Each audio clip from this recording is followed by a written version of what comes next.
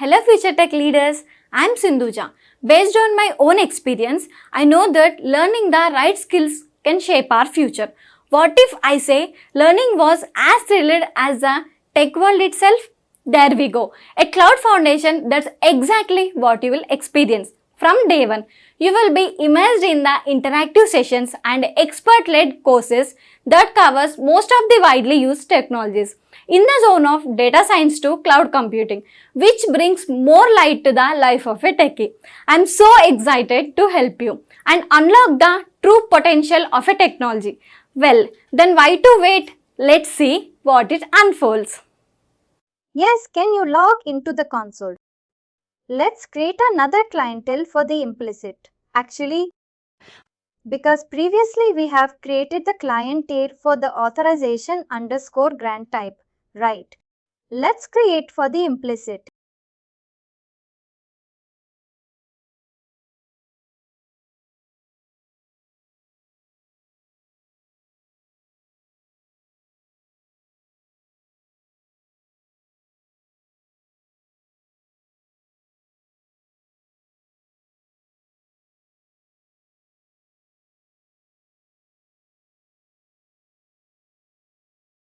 Will it be stored? It will get stored actually. That's not a problem. You can hear client underscore implicit actually. Name also, we can use the same thing. Description also the same. Here we cannot use the client secret. Client secret will be like none only. Then you can use the redirect underscore URI. You can put the same redirect URL. Hepis colon double slash of a Google coin. You can bypass this one actually. Because we already saw this one, right? We don't need to go for this one. Now you can restrict the scope as open. ID also actually. Not that one. Restrict the scope in the top above grant type. You can put the open ID. Now can you choose the implicit date? No, in the top right. We need to choose the grant type. Implicit and then scroll down and click on save. That's all. Open ID. Also. It's the same thing.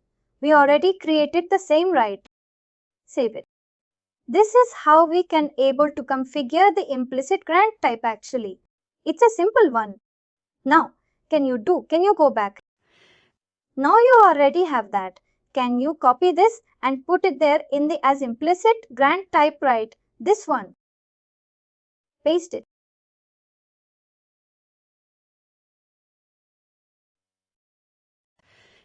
Now here change the client underscore ID to implicit the response type. Previously we were using the code, right? Because output of that particular response. It's like a token. It's a code. That's why we are using the code. Now the output of this AP, I call it, will be the token, right?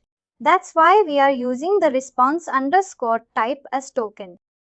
Then scope is called open ID. We can use the same redirect URI. But we have included both open ID and profile. Sorry. That's fine. That's not a no. Oh, you already. Oh, you included both of them. I didn't see that one space email.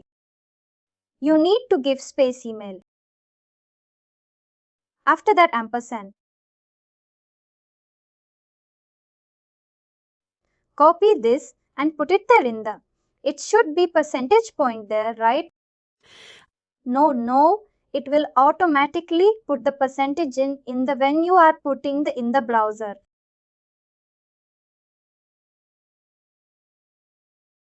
This is like you are putting it in the browser, right? This is a get method actually. You are using it over the browser. No network tracing, no.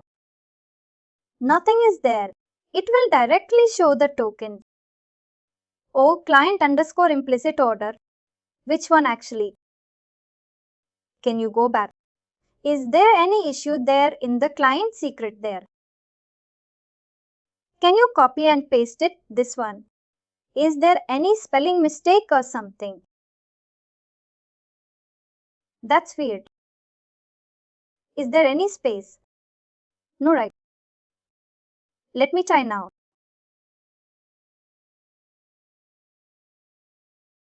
No, there's a space.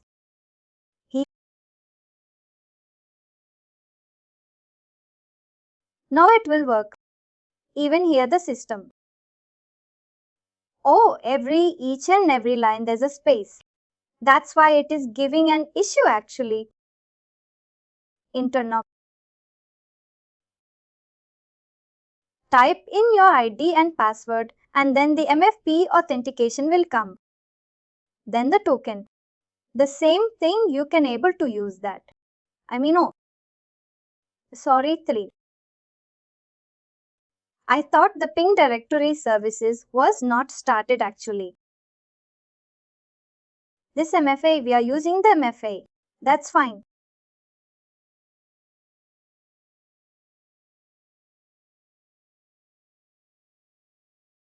Is that? Now you got the token right. Can you copy the token and put it there in the Node.js teaser?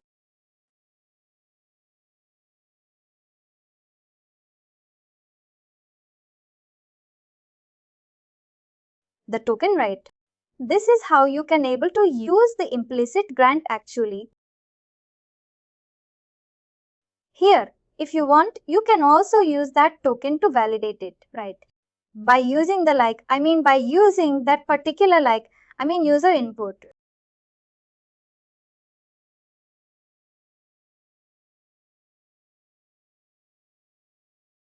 It's taking a lot of time too. Can you just, where is that introspect endpoint? The last one, right? No, not that one. That is valid, right? Well, I'll date in that is for the authorization code grant. You cannot use that one, right? Because it has been using the different client. ID action. I don't know. Introspect also will work on that actually because we are not using the client secret right here. Let's test it. Can you change the client ID? No, I think implicit I in caps or something. No, not in caps.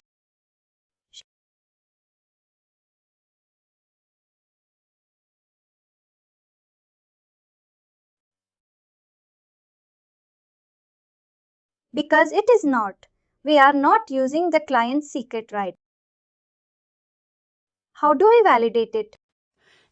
By using the user input on OpenID or you can use we can create another client ID. That is having access token validation right. For this one. And then we can use that one access to them. I don't know because validation grant you require the client secret right. You need to create a client secret for validation. But since we are using the implicit right, implicit does not require the client secret right. It will give an issue. Actually, it's better to create another client, ID add client, and then create client underscore validation like that. I create another one actually. If you enable this, it will give error when we have the secret. Yes, exactly. And auto PC also. Sorry, a refresh token also will give an error actually. It's better to give the client ID as a different one and then give the client underscore validation or validation underscore client. Give the client secret here. This one does not require anything. Just only the client ID client secret and then the access token validation as a grant type. Test 1, 2, 3.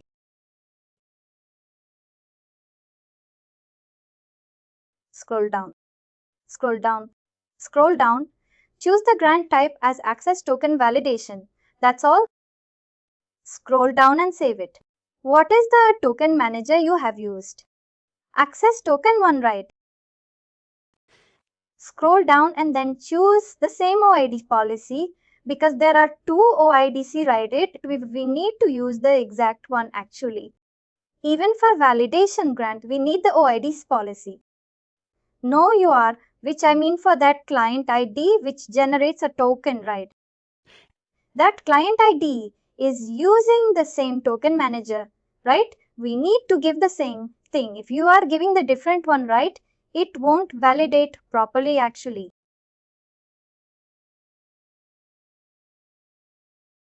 Now, if you can go back to that, I think you already got the token.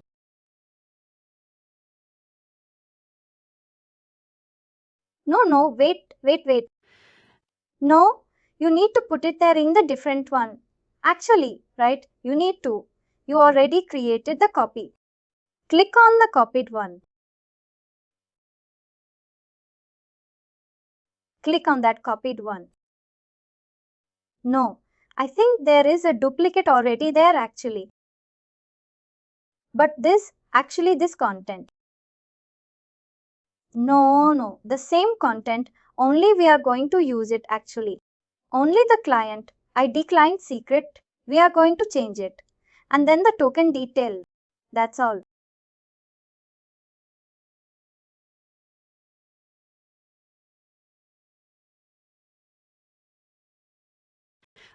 Client underscore validation. Client secret is the same thing. Grant type is the same thing. You just have to paste it, send it. That's all. Now, this is all you can also see in the bottom, right? Which client ID created this particular token actually, right? The client ID client underscore implicit is the one which creates the client ID here actually. Client underscore implicit which creates this particular access token actually. This is how we can able to validate the implicit grant type token. And you can also use the same thing as the user info. That's not at all a problem actually. And then the next one is, that is the client credentials granted. Client credentials granted. The testing rate, it's a straightforward testing only. Like, it does not require any kind of a user authentication, right? Only client ID client secret and then the grant underscore type is equal to client underscore credentials. Actually, there is no difference on actually client. ID client secret and then grant type is equal to client credentials. Actually, here I think we created one more token, right? That is the internally managed reference. Let's do that one actually. That was actually partially done. Oh, we didn't do that one. This usage. I've just created the OEDC policy alone. We just created the ATM and then we left as it is. Oh, then that's fine. That's not required. The user authentication, right? Only because client credentials does not have any kind of a user authentication, right? Not no for reference token. For reference token. Oh, for reference token only. We generated the token manager, right? Token manager ODC and access token mapping. Oh, then that's enough actually. That's all. I think for everyone, we have things the same thing, right? We are using the same one, right? We can use the same thing. That's fine. But can we generate the reference token? We can generate it. Can you go back to the client? ID. It's already there now. For the internal manager of reference token actually. Maybe for here can we try? For which one actually you are asking? I think for the authorization code, can we try the reference token? We can try it. That's not at all a problem. You just have to change it there. You just have to change it with the client. ID just with the auth client. In the client ID, we need to change it actually before implicit payment only.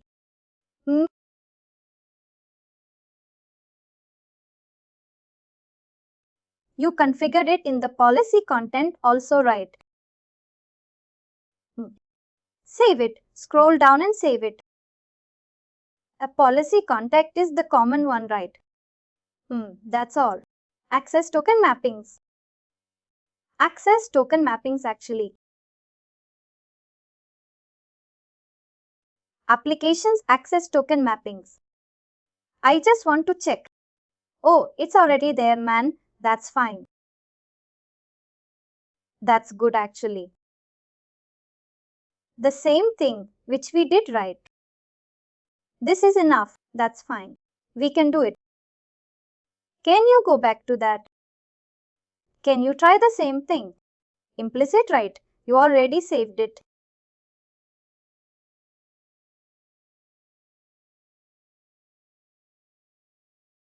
That is a space, right? Can you try it now? It will go to the same author. Now you can able to see the token there, right? It's a different token actually. This is how we can able to use the internally managed reference token also. It's the same thing, only difference in that. I mean previously it was the file. It will be like, the length of the token will be different actually. Internally managed reference token, it will be like 28 characters actually. Let's go to the token. Now let's go to the client credentials grant type. That is the client underscore credential that we can maybe create a client ID called client underscore C like that because the short form, right? It's CC, right?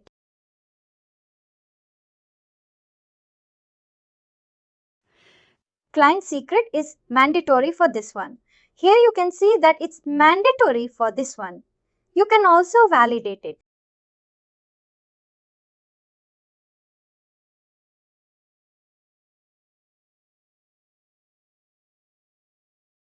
Redacted and not required. Scope not required. Only client credentials and access token validation. And then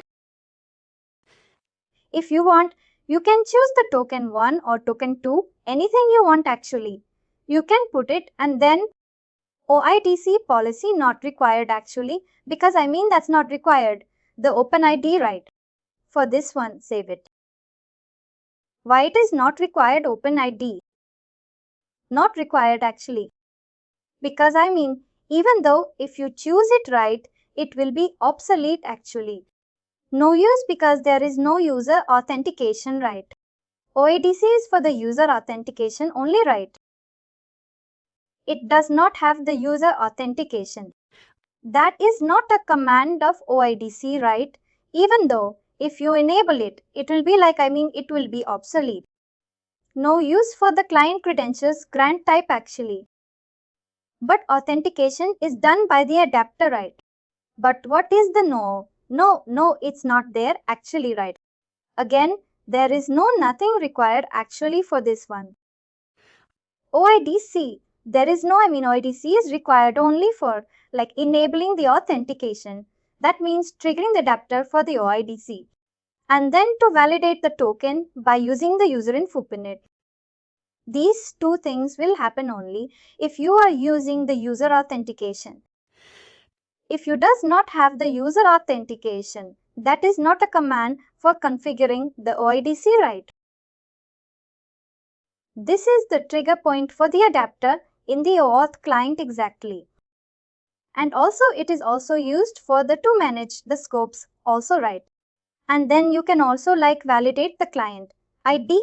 That means sorry. Validate the client token based on the user info pinit. Save it now. If you can go back to that, it's simple. We can put it there itself. Can you click on that token, right? Duplicate that one and then change the client ID client secret. We don't require the scope and all. Remove the scope, remove the redirect. You already removed the code. Only 3 things. Client ID to client secret grant type client underscore credentials. And then client ID is client underscore CC. Send it. That's all. Simply you got the token actually. You can also do the same thing, validate the token also actually. You got the user details right. Now you won't get the user details actually. There is a difference.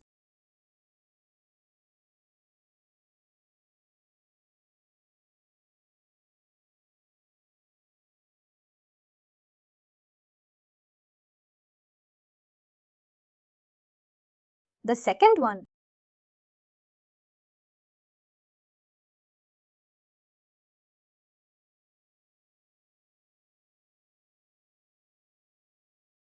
Paste it, send it, that's all.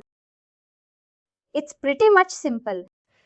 If you could see, nothing is there because there is no user endpoint. Actually, is no user authentication, right? We are passing only the token value. We are passing it. The token value does not have anything, just only who created the token. And then the validation of the expiration in this particular token, actually token. I mean, that is the IAD, right? That is the issuance. Like when it is issued the access token.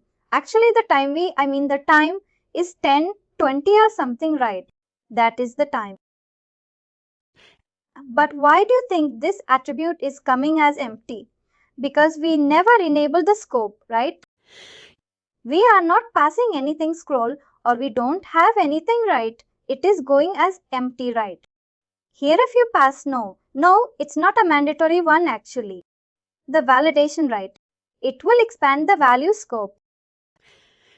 It will. Every time the parameters. These are all parameters for access token validation actually. If you are passing some scope, it will be there. If you are not passing any scope, it will go as empty. That's all.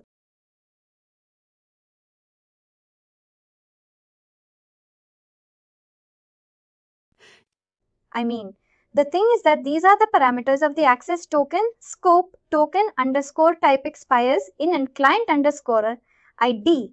These are the parameters for access token validation grant type actually.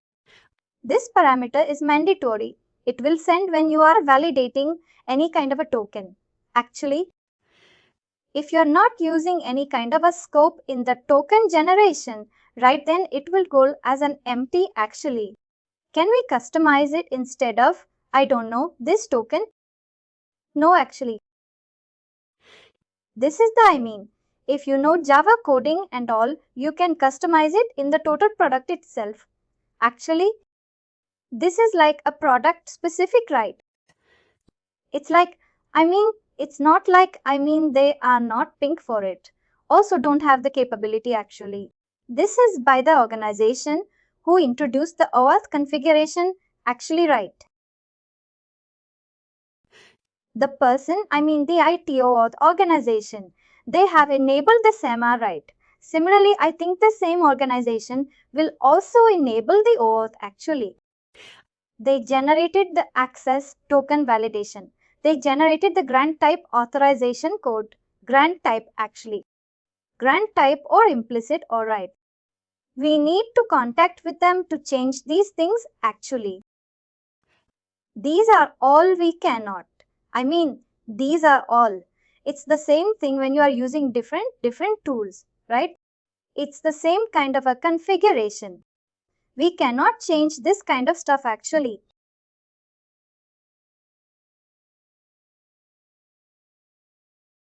Now the next thing is that is known as the OPC method. Actually, ROPC is like a straightforward again. We already configured a PCV to the access token, right? That's fine.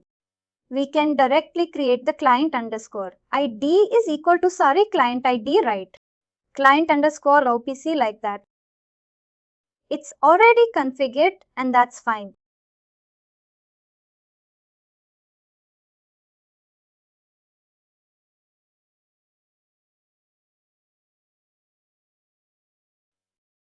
Give the client secret. Why are you giving the client secret? To make the ROPC little bit more secure. Actually, because to now, the thing is that, this particular OPC is not that much good, right? Please use the data active array also. You can use the access token validation. You can use the refresh token also, actually. For ROPC, we need the callback request.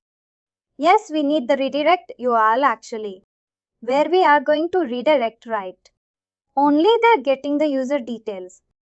They are not using anything else actually. They are just getting the user details basically. This is the page where they're actually managing it with getting the user information from the users. Correct? Yes, Ikli. No, this is no, that is different. The page which you're giving redirect to already after authentication. We are redirecting to some URL, right? That URL actually. This should not be the dashboard. This should be the dashboard you want, right? Yes, exactly. Should we enable validation here? We can use the same thing. That's fine.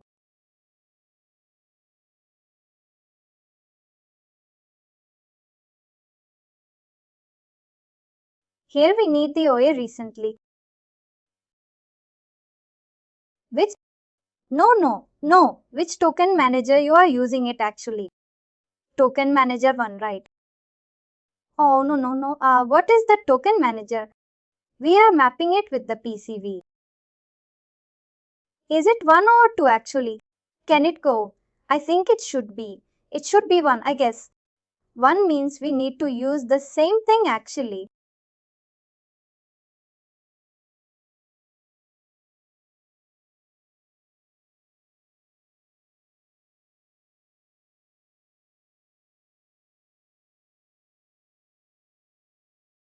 It's 1 only. Can you go back to the post pan and then let's do it. Let's create the same thing token API only. No, it's valid, it actually. You can keep the validation also. That's fine. That is fine. We can keep the validation also. Anyways, that's not a problem. You can give the same thing. If you want to read out your scope, you can use the same thing actually. If you're not using the scope, that's fine. It's a password actually. Client credentials. This one is password. Why we are using the password? Because the syntax like resource owner password credentials. It's too large, right? They are using the syntax as password actually. This is fine. Read out your is fine. Now the thing is that they will get the username and password. They are going to pass it in this particular API connection. Put the username, your username A123, right? Yes, and then the password. You can use it in a plain text format.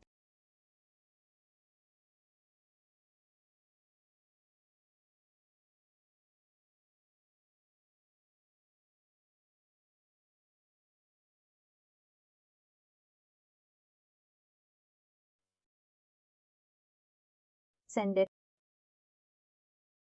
If you could see the access token got generated actually. This is how you can able to generate that token. If you are sending the wrong password, it will throw an error actually. This is how we can able to test it.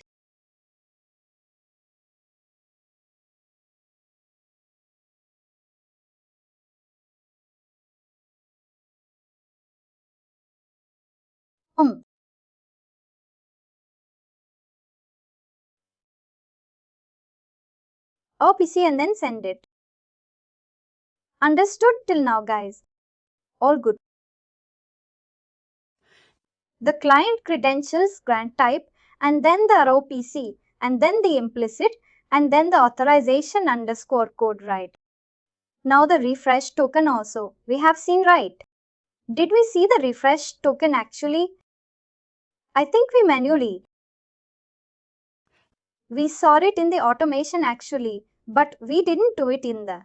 Can you generate a token for the access token again? OPC. I think we can apply ROPC. Can you go back to the.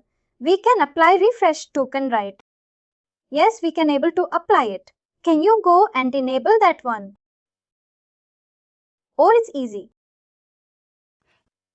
We don't want to get the scroll up a little bit. Oh, you didn't specify any redirect. You're right. I specified it, but then I didn't add this. Anyway, that's an optional case actually. That's fine. Scroll down and save it. But if you're using the redirect query, you need to pass it in that value actually, postman. Yes, now can you do it again? We still have the token. Send it again one more time. We have it. You can see refresh token. Can you do the same call actually? That token AP call, right? This call again. Duplicate this one. For the refresh token I'm seeing. Here change the name as refresh token.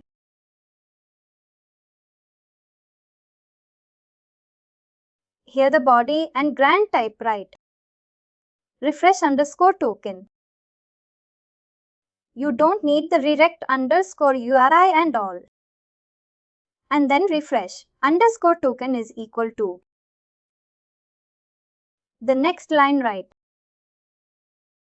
Refresh underscore token is equal to the new token actually. Sorry, the refresh token, right? Let's put that one. Redirect UI not required. I'll check that one. Send it. It will create another token actually. Scroll down. Send it again. It will create another token actually. Send it again. It will create multiple tokens actually. This is known as the refresh underscore token, right?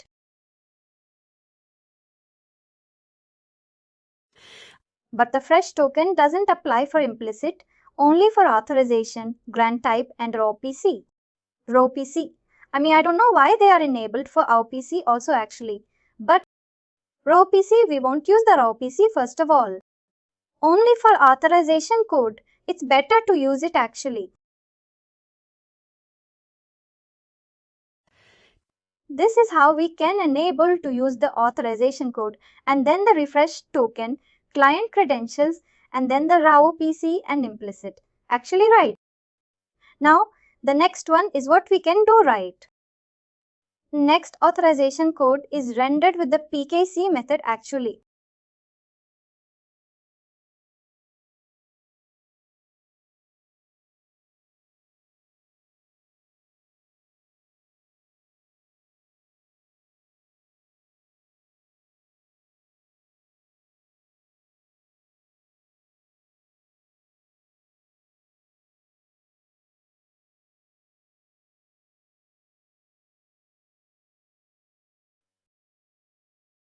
Now, the PKC method is nothing but here. You can also do the same thing in the automation also. Actually, automation means we need to just have to the same thing. Whatever, we are having it right. We just have to enable one option. Can you go back to that console? What are the authorization code which are having it right? The client ID. Already the client ID you are having right. Here we just have to enable one checkbox. Actually require proof key for code exchange. That's alright. And then save it. Now we can able to do the same. the same kind of request. Only we need to add the code underscore challenge in the AP call. Actually, that's all. Ambient code underscore challenge in the first AP call is equal to some value. Can you go back to that second call? Actually, let's prepare the second call also. Copy that. Yes, here what we need to do, right? I can put the PKC method.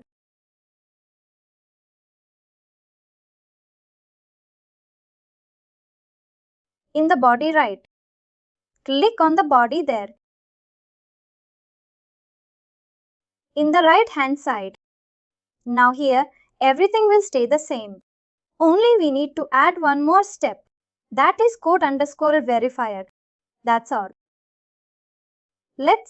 Can you open another tab in the Chrome verifier?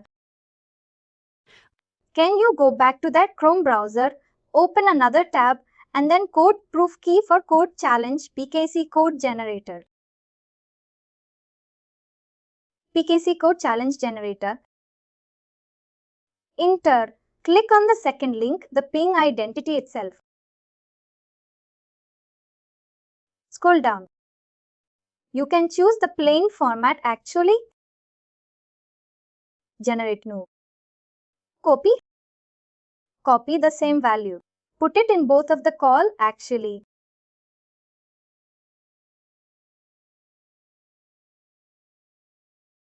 Yes, can you put it in the second call also? Very good. Oh, there was some lag or something. Good. Can you go back to that Chrome browser? Now let's do it. If you're not sending the code challenge, it won't work actually. It will throw an error. Code challenge is mandatory like that.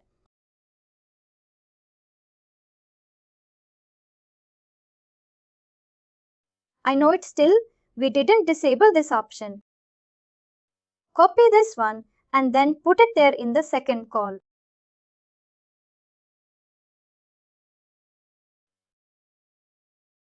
Now send it.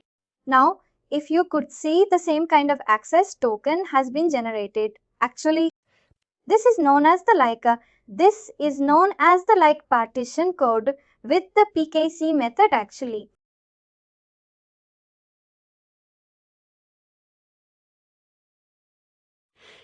If you are using the PKC method, we need to use the code underscore challenge and then the code underscore verify. Instead of implicit, you can able to use this partition code grant with the PKC method actually.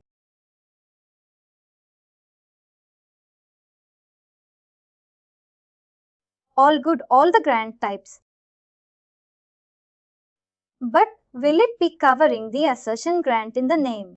Then I will check it and I will let you know. Actually, that one, the real use case, right? We need to check on that one actually how we can able to do that real time testing and all. That I will check it. I will let you know. We have seen the audition code grant type with the PKC method refresh token. And also we have seen the we also saw that the implicit introspection endpoint. We also saw the access token validation and then the client credentials and then the final one is ROPC. We will get the refresh token also, right? This is known as the what kind of a configurations in the ping for data actually. Pretty much. We have configured all the grant types actually, right? Now, right, if you go back to the console, right?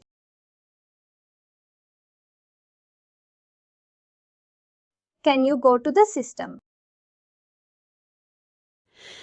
Here, if you see that the authorization server settings, right click on the authorization server settings in the bottom. Yes, here we will. Whatever we are saying, this code challenge will be the authorization code will be valid for 60 seconds, right? Where it will be validated actually. Here only actually, because we are putting the code time limit as 60 seconds actually. And then the length of the code also. We have given it there itself, right? This is where it is getting validated actually.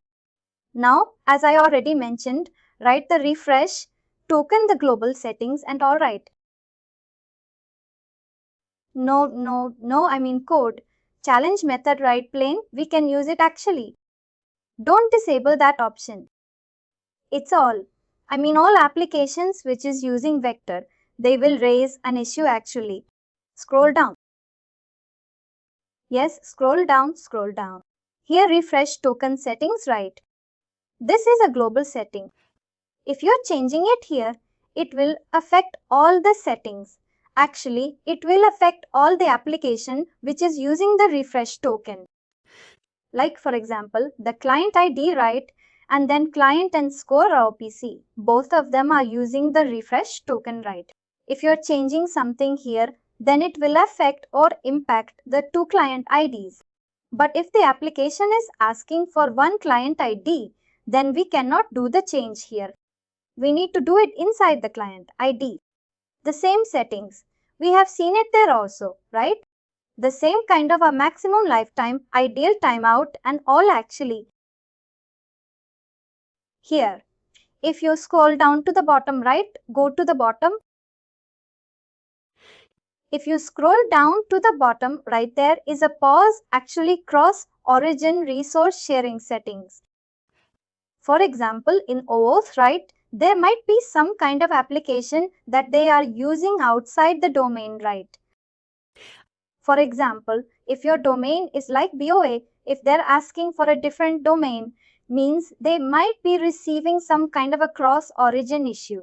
Actually, because the domain is not trusted inside the organization network, actually, the OAuth will raise an issue. In that kind of a case happens, right? Don't add any URL or any origin here. Actually, ask the application team to solve that issue with the network team. Actually, don't add anything, any kind of origins. They will ask, hey, you can able to add the origin here in your pin faded configuration. There is an option to add it. Like that they will say, don't add it actually. Because that means you are. I mean, if you are adding that one right, that means you are bypassing the cost actually. That means that will raise an issue actually. It's better to take care from the application side itself actually, not from our side. They will take care from their side actually. That's an option to add it here, but don't use this option for the security perspective actually. Because we should not take. Even Google is a different domain, right? This is just a training, no? But no, even we didn't add and we don't see the cost error here. No, that is when you are having the security policy set up at the network side. Actually, here we don't have any kind of security policy set up, right? I mean, this is nothing actually, right? We just, using the train versions, nothing is there. That's why I think for ping directory, then it will give an issue actually. For ping directory, right? Whenever we do it, it will give an issue actually. We will see that when we are doing it on the connecting the ping directory to the ping pad, right at that time we will create one watch line ready for the ping directory. During that time, we will get this issue actually. We will see that during that option actually. Other than that, can you go to that system again? We have seen that administrator accounts, right? In the top. Oh, we didn't see this one. Sorry, you logged in as admin account in the console, right? If you want to specify any kind of different roles inside the account, which you can able to specify here. For example, there are two roles. One is admin and auditor. Auditor means it's a read-only access actually. You can able to read everything, but you cannot. I mean, you cannot edit something there. Under admin, there are 4 sub-roles are there. One is user admin, the people who can able to create the users inside the console. Then the next one is admin, the normal admin. That means like who can able to do all the things, creating the SSO configuration, creating the auth configure right, creating the policies, adapters and all. Then the expression admin means you are generating the OGL expression right. We have did that one right. That one you cannot be able to do for the expression admin. The next one is crypto admin. Crypto admin means whatever the certificate, the signing certificate, the renewal process, right? The creating the signing certificate and then uploading the LDAP certificate under. You cannot be able to do without the crypto admin actually. These are the 4 sub-roles are available for the admin. Auditor is just a read-only access actually. You can also create a user and test it. Maybe you can put your name A123 like that.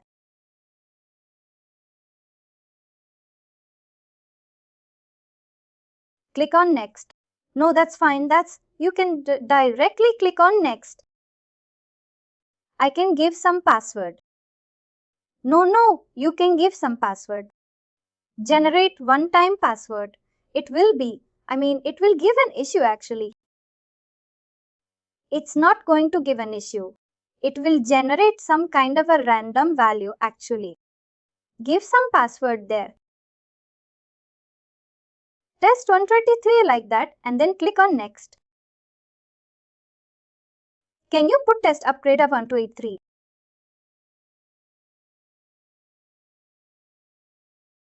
Save it. And please give the auditor role.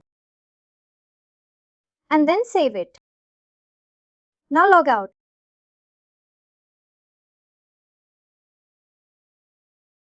This is not that much required actually, but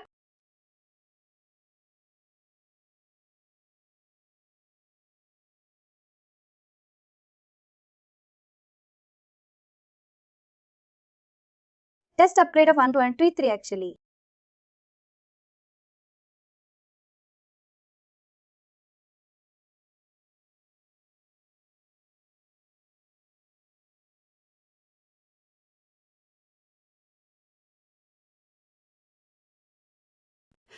If you go back to the applications and then what client ID or SAML connections, you can see that it's not required right check anything there. You can able to check everything, but you cannot be able to add anything. Scroll down. You cannot be able to save anything, any option there. Now you can scroll down the bottom. You could see right. There is no option to save it actually. And then if you go back to the existing client ID, and then if you could see right, you cannot do anything there also. Save option. And then can you go to the SAML connections? Right? Can you go to the SAML ESP connections? In the right hand side, you can able to see a lot of no, not this one. In the right hand side, you can able to see all the options right. Here, if you could see, everything is grayed out actually. This is how we can able to use T. But how do we use the LDAP account to log in here? No, that's a different one actually. LDAP account to log in means that it's not working properly with. That is an issue with the new version actually. Related to the LDAP property, still the ping for identity right, they are facing an issue, but I will show you how to do that. Maybe we will see that after completing the APS and all actually. But I have tried it recently. We upgraded to the latest version. But that LDAP authentication right, it is not working actually. We changed back to the same thing actually normal native authentication. Still, the resolution is not provided by them actually.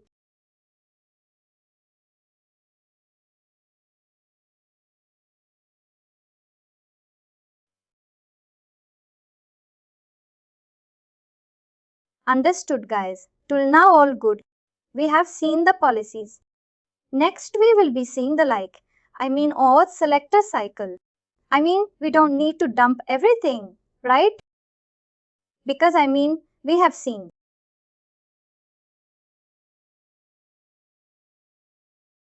Here also, if you could see right the policies we have created.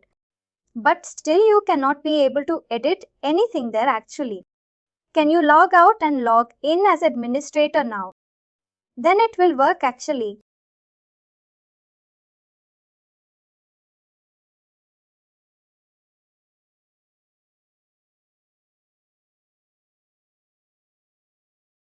Now, if you could see right, you can able to see the difference right.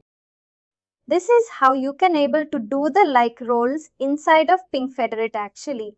This also, they will ask a question actually. In the certification and all right, what crypto admin will do? That is the certificate right. That is the crypto admin actually right.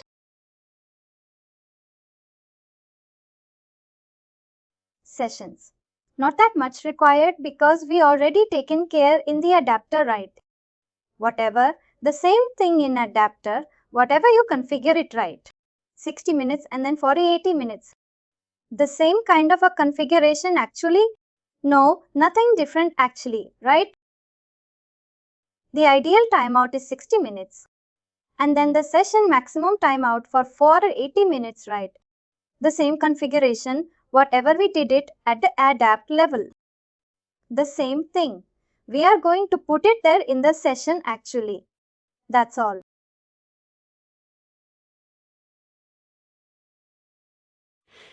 Local identity profile.